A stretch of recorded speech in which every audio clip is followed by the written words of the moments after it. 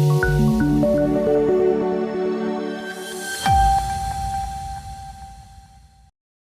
દર્શક મિત્રો, સમાચારની વાત કરવામાં આવે તો વડોદરા શહેરના દેરાપોળ બાબાજીપુરા જૈન સંઘમાં ધર્મરક્ષિતા શ્રીજી મહારાજ સાહેબનો ચાતુર્માસિક પ્રવેશ થયો.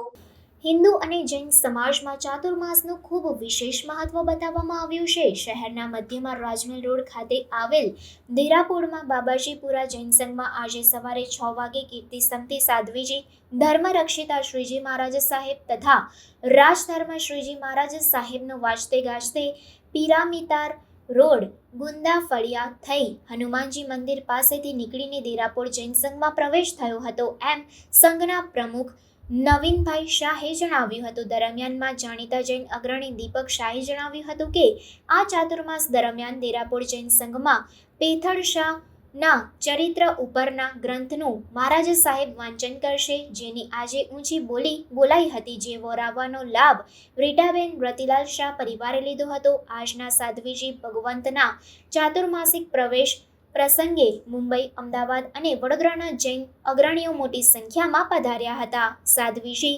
ધર્મરક્ષિતા શ્રીજી મહારાજ સાહેબે ખૂબ જ મનનીય વ્યાખ્યાન આપી માંગલિક ફરમાવ્યું હતું. ત્યારબાદ સવિતાબેન દલાલ ડભોઈવાળા તથા લીલાબેન વાડીલાલ સુભાનપુરાવાળા તરફથી ગોળની ચાકીની પ્રભાવના કરવામાં આવી હતી, એમ સંઘના ટ્રસ્ટી નરેશભાઈ શાહે જણાવ્યું હતું.